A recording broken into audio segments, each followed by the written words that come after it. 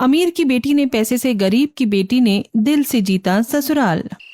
शाम के समय विनीशा अपने बंगलो के हॉल में सोफे पर बैठी ब्लैक टी पी रही है। हॉल बहुत ही आलीशान है। तभी उसके पिता रोहित उदास चेहरे के साथ अंदर आते हैं। पापा, आप इतने परेशान क्यों लग रही हैं? क्या हुआ? मैं तुझे क्या बताऊं विनीशा, फैक्ट्री में कोई भी वर्कर काम करने को राजी नहीं है। सबको सैलरी समय पर चाहिए, लेकिन काम करने के नाम पर सबको मौत आती है।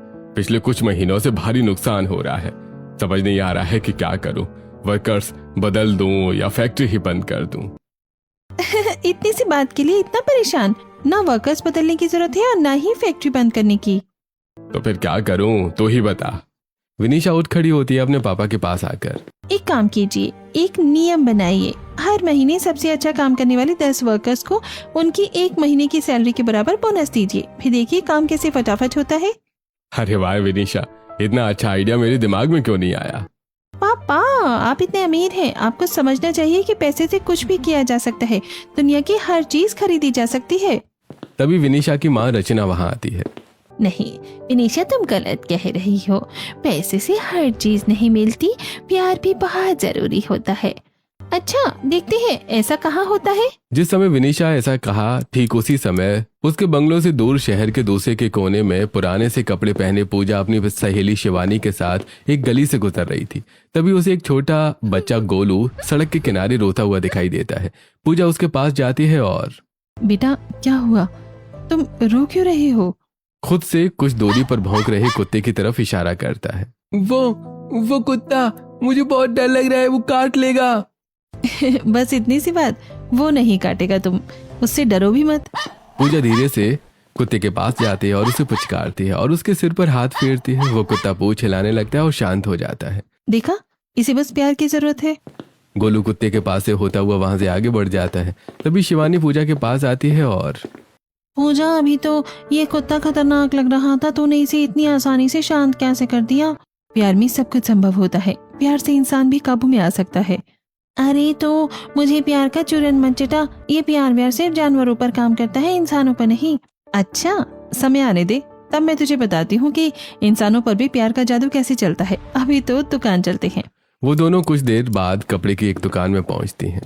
भैया, हम दोनों को कुर्ती दिखाइए। दुकानदार विपिन उन दोनों को कुर्तियां दिखाता है। वो दोनों एक एक कुर्ती पसंद करते हैं जिन पर 400 रुपए का प्राइस टैग लगा है। भैया, इस कुर्ती के मैं 300 रुपए दूंगी। नहीं भाई, 300 में नहीं मिलेंगी। फिक्स रेट है, 400 रुपए से 1 रुपया कम नहीं होगा। भैया प्लीज दे दीजिए ना, मैं इतनी दूर से चलकर आई हूँ। मैंने बहुत सुना है कि आप बहुत अच्छे और अपने ग्राहकों को बहुत सम्मान देते हैं। जो एक बार आपकी दुकान पर आता है वो बार बार आता है। अरे ठीक है दीदी, आप ले जाइए, आप तो बहुत अच्छी हैं, लेकिन आपकी सहेली को नहीं दूंगा। कुर्ती लेकर पूजा शिवानी के साथ दुकान से बाहर निकलती है। देखा, प्यार सब पर काम करता है। मैं गरीब जरूर हूँ, मेरे पास भले ही सिक्कों की दौलत नहीं है, लेकिन मेरे पास अब प्यार की बहुत बड़ी दौलत है। वो दोनों वहां से अपने घर के लिए निकलती हैं। ऐसे कुछ दिन बीत जाते हैं। फिर एक शाम विनीशा अपने घर के हॉल में अपनी माँ के साथ सोफे पर बैठी हुई ब्लैक टी पी रही थी। तभी चेहरे में चिंता के भाव लिए उसके पापा वहां पहुंचते हैं। क्या हुआ, फिर से फैक्ट्री में कोई दिक्कत हो गई है क्या? नहीं, फैक्ट्री की समस्या तो सुलझ गई, लेकिन एक और उससे भी बड़ी समस्या सामने आ गई है। कैसी समस्या? तुम्हें याद है जब हम गांव में रहा करते थे, हमारा पड़ोसी किशन? हाँ याद है। फैक्ट्री से घर आते हुए सिग्नल पर वो मिला था मुझे। फैक्ट्री से घर वापस आते हुए रोहित जैसे ही रेड सिग्नल पर अपनी कार रोकते हैं, वैसे ही उनके बगल से किशन भी अपनी बाइक रोकते हैं। किशन उन्हें पहचान लेते हैं और खिड़की से अंदर झांक कर, अरे रोहित, मुझे पहचाना या भूल गए? रोहित किशन को ध्यान से देखते हैं और फिर, अरे किशन, मैं तुम्हें कैसे भूल सकता हूँ, तुमने बुरे वक्त में मेरा साथ दिया था। अगर तुम साथ न देते तो मैं आज इतना कामयाब ना होता। 10 फैक्ट्रियों का मालिक, बड़ी बड़ी गाड़ियां और बड़ा बंगला है मेरे पास। ये तो बहुत अच्छी बात है किशन, तुम्हें तुम्हारी मेहनत का फल मिला है, लेकिन मैं आज भी वहीं का वहीं हूं। अरे सबकी किस्मत एक जैसी नहीं होती मेरे दोस्त। ये सब बातें छोड़ो रोहित, एक बात बताओ, अगर तुम्हें सब याद है तो तुम्हें वो वादा भी याद होगा जो हमने किया था। वादा? हाँ, तुमने वादा किया था कि जब तुम्हारी बेटी जवान हो जाएगी तो तुम उसकी शादी मेरे बेटे से ही करोगे। हाँ, मुझे याद है। तुम यही सोच रहे हो ना? कि तुम अमीर हो गई हो और मैं गरीब, लेकिन तुम फिक्र मत करो, मैं तुम्हारी बेटी को अपनी बेटी की तरह रखूंगा, बहुत मान सम्मान और प्यार दूंगा। तभी रेड सिग्नल ग्रीन हो जाता है और वो दोनों वहां से आगे बढ़ते हैं। अपने दोस्त से सालों बाद मुलाकात की बात बताते बताते रोहित के माथे पर चिंता की लकीरें गहरी हो चुकी थी। हम दोनों ने फिर एक टपरी पर चाय पी और जाते जाते वो मुझे अपने घर का पता दे गया था। वाह, ये तो बहुत अच्छी बात है पापा। मैं एक मिडिल क्लास परिवार में बहू बनकर जाऊंगी। विनिशा, तू इतना खुश क्यों हो रही है? पापा, अगर मैं किसी अमीर घर में जाती तो मुझे कोई भाव नहीं देता, क्योंकि उनके पास पहले से ही पैसा होता। मेरी अमीरी का वहाँ पर कोई मोल नहीं होता। लेकिन एक मिडिल क्लास ससुराल में जाकर मैं अपने पैसों के दम पर वहाँ सबको खुश रखूंगी और उनका दिल जीत लूंगी। विनिशा, तुम हर नेगेटिव सिचुएशन में भी पॉजिटिव ढूंढ ही लेती हो बेटा। मम्मी, आखिर मैं अमीर बेटी जो हूँ। अपने बचपन के दोस्त से मिलकर किशन घर लौट रहे थे, तभी एक दुकान के सामने अचानक बैल आ जाता है। उसे बचाने के लिए वो ब्रेक मारते हैं। बाइक रुकते ही उनकी नजर विपिन की दुकान के बाहर अपने पिता के साथ खड़ी पूजा पर पड़ती है। कितनी सुंदर और सुशील लड़की है, काश मैं इसे अपनी छोटी बहू बना सकता तो अपने दोनों बेटों की शादी साथ में कर देता। पूजा के पिता बसंत उसकी बात सुन लेते हैं। साहब, क्यों गरीब की गरीबी का मजाक उड़ा रहे हैं? हम कहाँ गरीब और आप पैसे वाले, आप कहाँ हमसे रिश्ता जोड़ेंगे? अरे नहीं नहीं, मेरा मतलब वो नहीं था। किशन ने अपनी बाइक 2 ही कदम आगे बढ़ाई थी कि तभी दुकानदार विपिन दुकान से बाहर आता है और भैया, मुझे अगली बार जब भी काम होगा मैं आपको जरूर बुलाऊंगा, आपका पता तो है ही मेरे पास। किशन उसकी बात सुनकर हल्का सा मुस्कुराते हैं और आगे बढ़ जाते हैं। कुछ ही देर में किशन अपने चारों कमरों, एक हॉल और एक किचन वाले घर में पहुंचते हैं और दरवाजे पर बाइक खड़ी करके अंदर जाते हैं और हॉल में बैठी अपनी पत्नी राधा को सब बताते हैं। और वो मन करके चला गया राधा, सालों बाद दोस्त का मिलना और फिर उस लड़की को देखकर उसे बहू बनाने का ख्याल आना। मुझे लगता है ये इत्तेफाक भगवान ने ऐसे ही नहीं करवाया, जरूर उसकी कोई मंशा रही होगी। अरे, ऐसे इत्तेफाक तो इंसान के जीवन में होते ही रहते हैं। आप बेकार में इतना सोच रहे हैं। तुम्हें मुझ पर भरोसा नहीं है तो एक काम करते हैं, अगर रोहित अपनी बेटी का रिश्ता लेकर आता है तो हम दोनों समझ जाएंगे कि ये इत्तेफाक नहीं है, और फिर मैं खुद उस शख्स को ढूंढता हुआ उसकी बेटी के पास अपने बेटे का रिश्ता लेकर जाऊंगा। ठीक है, देखते हैं क्या होता है। चलो अब खाना बना लूं। राधा वहां से उठकर किचन में चली जाती है। अगली सुबह किशन का पूरा परिवार हॉल में बैठा चाय पी रहा था। तभी उनके घर के बाहर एक बड़ी सी कार आकर रुकती है और कार से बाहर उतरकर रोहित सीधा किशन के सामने आकर खड़े हो जाते हैं और सीधा मुद्दे की बात करते हैं। मैंने अपनी बेटी से बात की है, वो तुम्हारी बहू बनने को तैयार है। अरे ये तो बहुत ही खुशी की बात है रोहित। किशन रोहित को गले से लगा लेता है। सुना राधा, वो इत्तेफाक नहीं था। मैं अब उस शख्स को ढूंढकर उसकी बेटी को भी अपने घर की बहू बनाऊंगा। रोहित के वहां से जाने के बाद किशन विपिन के पास जाते हैं और उससे बसंत के घर का पता लेकर सीधा उसके घर पहुंच जाते हैं और उनसे उनकी बेटी पूजा से अपने बेटे प्रवीण के रिश्ते की बात करते हैं। बसंत रिश्ते से इनकार नहीं कर पाती और कुछ दिनों बाद शुभ मुहूर्त पर अमीर की बेटी की शादी आनंद से और गरीब की बेटी की शादी प्रवीण से हो जाती है और वो दोनों एक साथ ही गृह प्रवेश करती हैं। हॉल में अपने पूरे हो चुके परिवार के साथ खड़ी किशन। देख राधा, मैंने कहा था ना कि अपने दोनों बेटों की शादी एक साथ करूंगा। उसी दिन शाम के समय दोनों बहुओं की मुंह दिखाई की रस्म होती है। हॉल के एक कोने में अमीर की बेटी के साथ आया बड़ा सा fridge, AC, cooler, sofa set, king size bed, washing machine और ढेर सारे बर्तन रखे जाते हैं और उसी के बगल से गरीब की बेटी के साथ आया छोटा सा पलंग, सिलाई मशीन और पंखे के साथ कुछ बर्तन रखे जाते हैं। मुंह दिखाई की रस्म में मोहल्ले की बहुत सी औरतें आई हैं जो दोनों बहुओं का मुंह देख रही हैं, लेकिन पड़ोसन कमला और निशा का ध्यान बहुओं पर नहीं, उनके साथ आए हुए सामान में है। देखो, अमीर बेटी अपने साथ कितना सारा सामान लाई है और गरीब की बेटी अपने साथ क्या लाई है। पूजा उन दोनों की बात सुनकर उनके पास आती है। मैं अपने साथ प्यार लाई हूँ जो इस पूरे परिवार को दूंगी। जमाना कितना बदल गया है ना, गरीब की बेटी होकर भी बातें तो देखो कितनी बड़ी बड़ी कर रही है ये।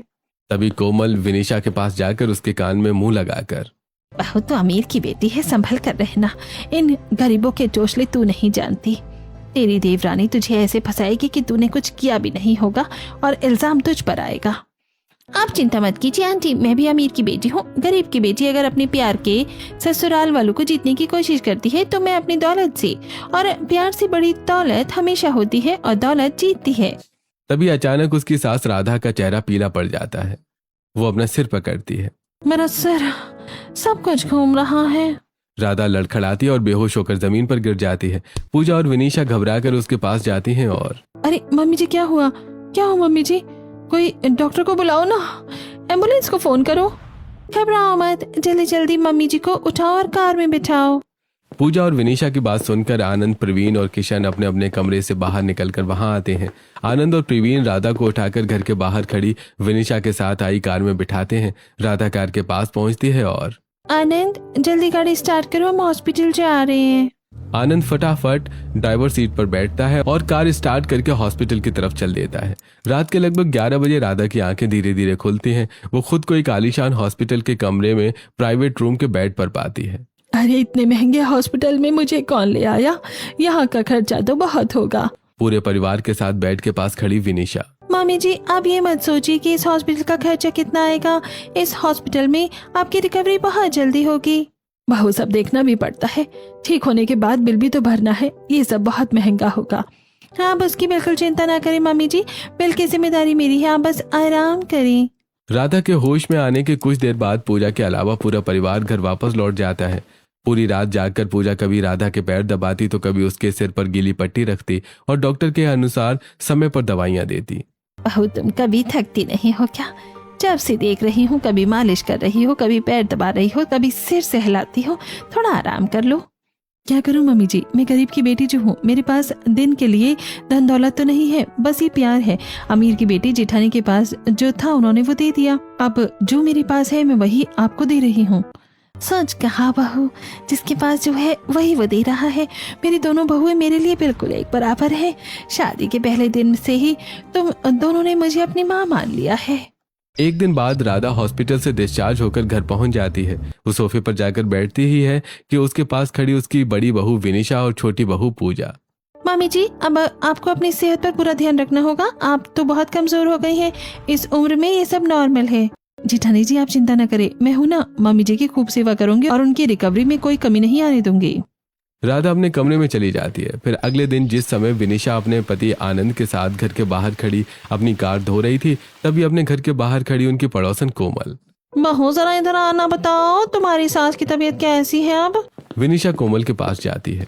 नमस्ते आंटी जी, अब उनकी तबीयत बिल्कुल ठीक है। मैं उनकी रिकवरी पर ध्यान दे रही हूँ। सिर्फ रिकवरी पर मत ध्यान दो, उनकी देवरानी पर भी नजर रखना। मैंने सुना है जब तुम्हारी सास अस्पताल में एडमिट थी तब वही उसके साथ थी। पता नहीं क्या क्या पट्टी पढ़ाती होगी। मेरी देवरानी हॉस्पिटल में मेरी सास की सेवा कर रही थी। अरे गरीब लोग बहुत चालाक होते हैं। सेवा के बहाने कहीं तुम्हारी सास को तुम्हारे खिलाफ न भड़का दे, सावधान रहना। विनीशा कुछ नहीं कहती, बस एक हल्की मुस्कान के साथ आनंद के पास वापस आकर कार धोने लगती है। क्या बोल रही थी कोमल आंटी, कुछ परेशानी है क्या? अरे नहीं, कुछ नहीं। लोगों का काम है फालतू बातें करना, हमें उन पर ध्यान नहीं देना चाहिए। कार धोकर वो दोनों घर के अंदर चले जाते हैं। कुछ दिनों में ही विनीशा देख लेती है कि घर की छत पे रखे फूलों के गमले टूटे फूटे हैं और हॉल में सोफे जमाते हुए और टीवी इंस्टॉल करवाते हुए वो देखती है कि घर का रंग रोगन पुराना हो चुका है। वो हॉल में बैठे पूरे परिवार के पास जाती है और मम्मी जी, ये घर कितना पुराना हो गया है। टाइल्स पुरानी हो गई हैं, पुट्टी जगह जगह से उखड़ रही है और गमले भी कितनी बेजान लग रही हैं। क्यों ना हम पूरे घर का इंटीरियर करवा लें? बहू, हम कहाँ से करवाएं? इतना पैसा नहीं है हमारे पास।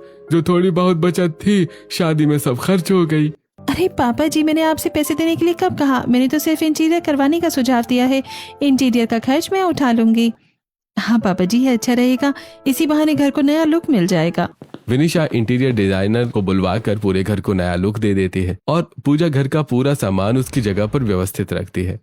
पूरे घर को नया लुक मिल जाने के बाद दोनों देवरानी जेठानी घर के बाहर खड़ी होकर बाहर से घर को देखती हैं। देखो पूजा, पूरा घर कितना नया और आलीशान लग रहा है। क्या कमाल का लुक आया है। हाँ जेठानी जी, आपने पैसे लगाए और मैंने प्यार से इसे संवारा है। घर अब घर जैसा लग रहा है। तभी पड़ोसी कोमल और निशा उनके पास आती हैं। अरे वाह, घर तो काफी चमक रहा है। जरूर ये काम वनीशा बहू ने कराया होगा। वही तो है अमीर की बेटी जिसके पास बहुत पैसा है। आंटी जी, अभी कैसी बातें कर रही हैं? क्या गलत कहा आंटी जी ने? सही तो कहा है, इंटीरियर मैंने ही तो करवाया है। इतना बोलकर विनीशा घर के अंदर चली जाती है और दोनों पड़ोसन अपने अपने घर। कुछ देर के बाद जब अंजलि कॉलेज से घर आती है तो हॉल में पूजा के साथ बैठी विनीशा। ननन जी, बताओ ना, घर का नया लुक कैसा लग रहा है आपको? अच्छा है भाभी जी। वो बिना कुछ और कहे चुपचाप अपने कमरे में चली जाती है। जेठानी जी, ननद जी को क्या हुआ? उन्होंने ठीक से बात भी नहीं की। पिछले कई दिनों से वो परेशान लग रही हैं, न ढंग से खाना खा रही हैं और न ही किसी से बात कर रही हैं। पूजा की बात अनसुनी करके विनिशा अपने कमरे में चली जाती है। ऐसे ही 2-3 दिन बीत जाते हैं। फिर एक शाम आनंद जब ऑफिस से घर आता है तो विनिशा को कमरे में बैठा देखकर वो बोलता है, क्या हुआ, तुम्हारे चेहरे पर इतनी बोरियत क्यों है? क्या करूं, शादी के बाद से कहीं घूमने नहीं गए हैं हम, न ही कोई फंक्शन किया, न कोई पार्टी, सब कुछ कितना नीरस है। अच्छा ये बात है, परेशान मत हो, अगले महीने मम्मी पापा की सालगिरह आ रही है, तब हम पार्टी कर लेंगे। हर साल हम छोटी मोटी पार्टी करते ही हैं। मम्मी पापा की सालगिरह आ रही है और तुम मुझे अब बता रहे हो इस बार पार्टी मेरी तरफ से होगी और वो छोटी मोटी नहीं, बहुत ग्रैंड होगी। विनिशा तुरंत कमरे से बाहर निकलकर किचन में डिनर की तैयारी कर रही अपनी देवरानी के पास जाती है और पूजा सुनो, मम्मी पापा की सालगिरह आ रही है, मैं पार्टी ऑर्गेनाइज कर रही हूँ, मोहल्ले वालों को इन्वाइट करने का काम तुम्हारा है। अपनी जेठानी की बात सुनकर पूजा अगले ही दिन मोहल्ले वालों को इन्वाइट करने लगती है। वो सबसे पहले कोमल के घर जाती है। आंटी जी, मेरी सास ससुर की सालगिरह है, आप जरूर आइएगा। सालगिरह तो हर साल आती है, पर इतने सालों में पहली बार इनविटेशन आया है, क्या बात है। इस साल मेरी जेठानी पार्टी का पूरा खर्चा उठा रही है। पूजा, एक बात कहूँ, तेरी जेठानी अमीर है, उनके पास पैसा है।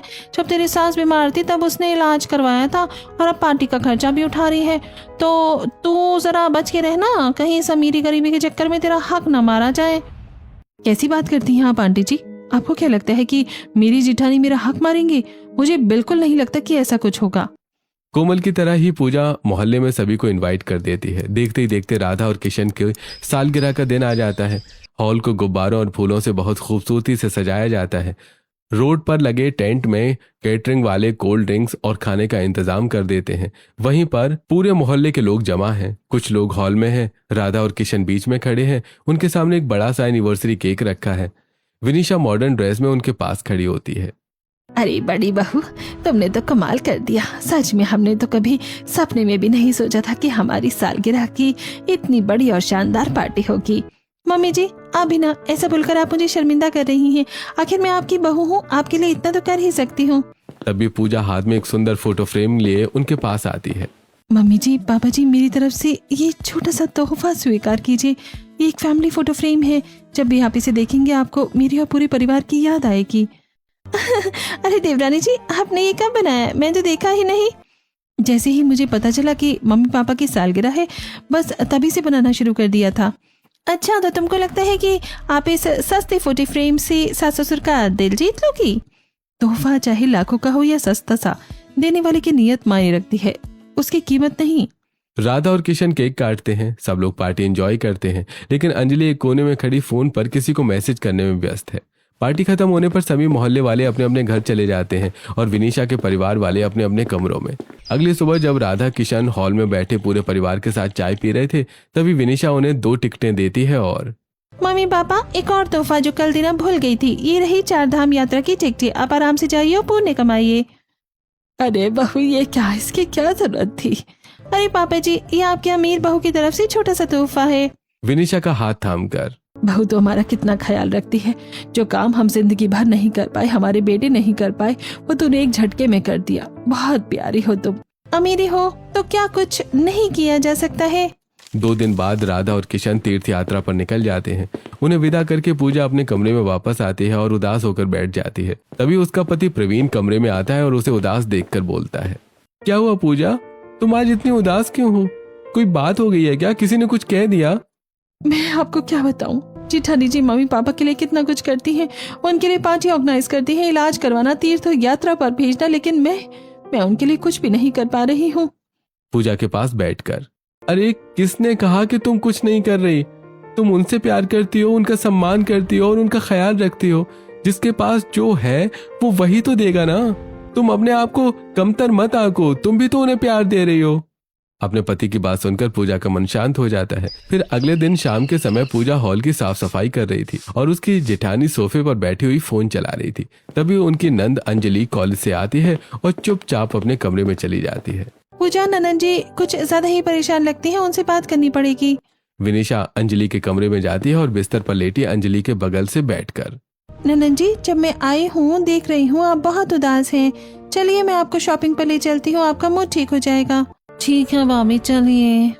विनिशा अपनी नंद अंजलि को एक आलीशान मॉल में ले जाकर शॉपिंग करवाती है। शॉपिंग करके वो दोनों घर वापस आती हैं।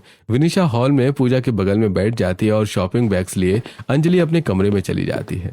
ननन जी, बहुत दिनों से आप परेशान सी थी। शॉपिंग के बाद अब आपका मूड जरूर फ्रेश हो गया होगा। मुझे ऐसा नहीं लगता जेठानी जी, ननन जी का मन अभी भी उदास है। पूजा वहां से उठकर अंजलि के कमरे में जाती है और बिस्तर पर लेटी अंजलि के सिर पर हाथ फेरती हुई। ननन जी, मुझे पता है कि आप किसी बात से बहुत परेशान हैं। आप मुझसे शेयर कर सकती हैं, क्या बात है? भाभी जी जाने दीजिए ना। अंजलि का हाथ पकड़ते हुए। कैसे जाने दूं? आप मेरी परिवार का हिस्सा हैं। अगर परिवार का कोई सदस्य परेशान हो तो मैं कैसे जाने दे सकती हूँ उसे? मुझे पराया मत समझिए, आप मेरी बहन जैसी हैं। अंजलि फूट फूट कर रोने लगती है। भाभी जी, कॉलेज का एक लड़का है जो मुझे बहुत परेशान कर रहा है। वो कहता है कि वो मुझसे प्यार करता है और मेरे बिना नहीं जी सकता। देखो ननन जी, इस उम्र में ऐसे लड़कों का पीछा पड़ना आम बात है। आप जानती होंगी कि उसके इरादे क्या हैं। भाभी, वो मुझसे प्यार नहीं करता। वो सन की साइको टाइप का है। अंजलि को गले लगाते हुए।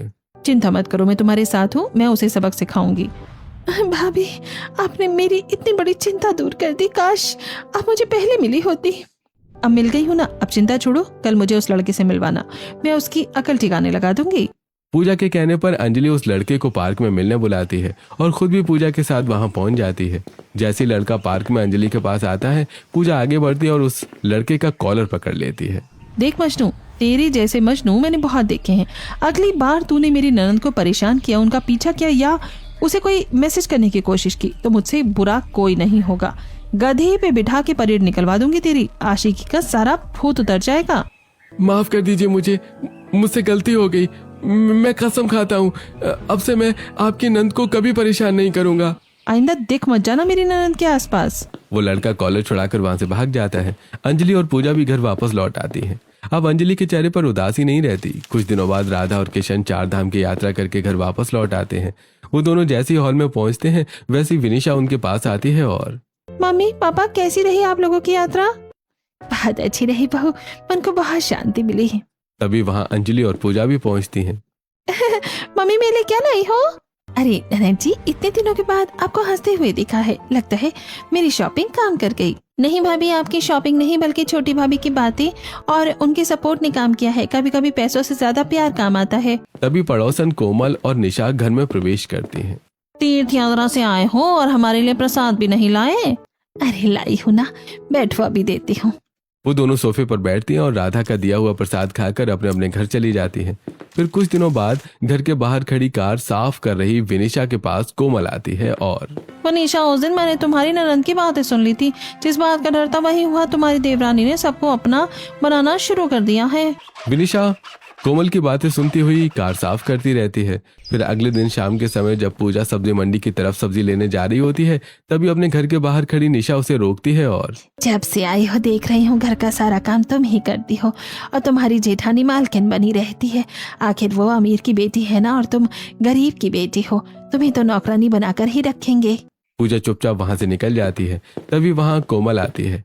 निशा और कोमल आपस में देखकर मुस्कुराती हैं। अब देखना घर की शांति कैसे भंग होती है। कोमल और निशा की बातों का असर विनिशा पर होने लगता है। उसे अमीर की बेटी होने का घमंड आ जाता है और वो गरीब की बेटी पूजा से ईर्ष्या करने लगती है। उसकी ईर्ष्या उस शाम बाहर आती है जिस शाम पूरा परिवार चौपाटी में पानी के बताशे खा रहा होता है और विनिशा को वहां से कुछ दूरी पर एक रोता हुआ बच्चा दिखाई देता है। वो बच्चा रो रहा है, मैं अभी उसे चुप कराती हूँ। विनिशा चाट खरीदकर बच्चे के पास जाकर उसे देकर वापस आ जाती है, लेकिन वो बच्चा रोना बंद नहीं करता। जेठानी जी, ऐसा नहीं होता। क्या पता उसे कोई परेशानी हो, आपने उससे पूछा ही नहीं। दौलत से हाँ परेशानी दूर की जा सकती है पूजा। नहीं जेठानी जी, दौलत के साथ प्यार का होना भी बहुत जरूरी है। पूजा बच्चे के पास जाती है। क्या हो बेटा, क्यों रो रहे हो? नाली की तरफ इशारा करते हुए। मेरी बिल्ली वहां गिर गई है, उसे निकाल दो ना। पूजा बिल्ली को सुरक्षित बाहर निकालकर उसे दे देती है। बिल्ली मिलते ही वो चुप हो जाता है। पूजा विनिशा के पास आती है। देखा आपने, प्यार से बात करने से वो अपनी परेशानी बता पाए और रोना बंद कर दिया। बिल्ली निकालकर तुमने कोई बड़ा काम नहीं कर दिया है। असली ताकत दौलत में है, प्यार में नहीं। जीवन में दौलत जरूरी है लेकिन प्यार के बिना सब कुछ अधूरा है। दौलत से सुख सुविधाएं तो खरीदी जा सकती है लेकिन दिल की खुशी नहीं। अरे बस करो, तुम दोनों ने ये क्या शुरू कर दिया? पापा जी, मुझे नहीं, देवरानी को चुप करवाइए। शुरू उसी ने किया था। पूरा परिवार एक दूसरे को देखता है और फिर घर की ओर चल पड़ता है। अमीर होने का घमंड आते ही विनिशा की मैरिड लाइफ भी प्रभावित होने लगी थी। वो अपने पति को समझने और टाइम देने की बजाय महंगे तोहफे देने लगी थी। एक दिन ऑफिस से थका हारा आनंद घर आकर जैसे ही कमरे में पहुंचता है, विनिशा उसके पास आती है और महंगी घड़ी उसे दिखाते हुए, आनंद देखो, मैं तुम्हारे लिए ये कितनी महंगी घड़ी लाई हूँ, मुझे पता है तुम्हें ये पसंद आएगी। ठीक है, टेबल पर रख दो, ऑफिस जाते हुए पहन लूंगा।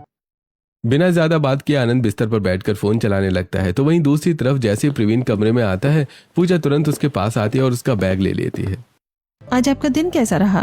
अरे बहुत अच्छा रहा, तुम्हारे साथ बैठना और प्यार भरी बातें करना ही मेरी दिन भर की सारी थकान मिटा देता है।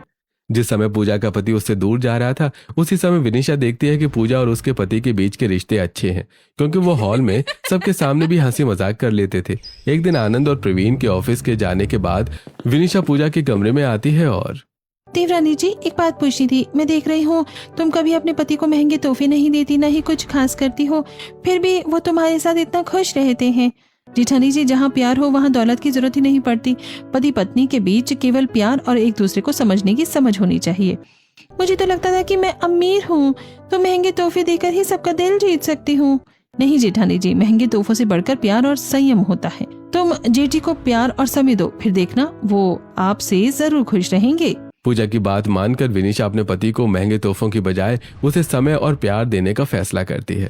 उसी शाम जब आनंद ऑफिस से घर आकर कमरे में पहुंचता है, तो विनिशा उसके पास जाती है और उसके हाथ से बैग लेकर, आइए बैठिए, अपना बैग मुझे दे दीजिए, सिर में प्यार से हाथ फेर कर। चलिए मैं आपके सिर की चंपी कर देती हूँ। अरे सच में तुम मेरे लिए ये करोगी? वाह, तुम्हारी ये बात और प्यार तुम्हारे दिए गए महंगे तोहफों से कहीं ज्यादा कीमती है। तुम्हारी प्यार भरी बातें सुनकर ही मेरी सारी थकान दूर हो गई। अपने पति की चंपी करके विनिशा खाना बनाने के लिए जैसे ही किचन में पहुंचती है, तो देखती है वहां खड़ी पूजा के चेहरे की परेशानी। पूजा, क्या हुआ? तुम इतनी परेशान क्यों हो? दीदी, मेरे घर वाले बहुत मुसीबत में हैं। उन्होंने मेरी शादी के लिए कुछ पैसे उधार लिए थे, अब पर वो कर्ज नहीं चुका पा रहे हैं। कर्जदार तो उन्हें बहुत परेशान कर रहा है। बस इतनी सी बात, परेशान मत हो, मैं पैसे भर देती हूँ। नहीं जेठानी जी, इसकी जरूरत नहीं है।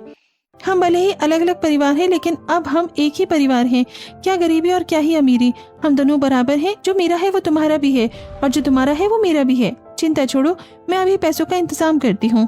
गरीब की बेटी पूजा से प्यार का मतलब जानकर विनिशा के अंदर से अमीर की बेटी होने का घमंड धीरे धीरे निकल गया, और फिर वो दोनों एक साथ रहने लगी और दोनों ने साथ मिलकर अपनी अमीरी और प्यार से पूरा परिवार जीत लिया।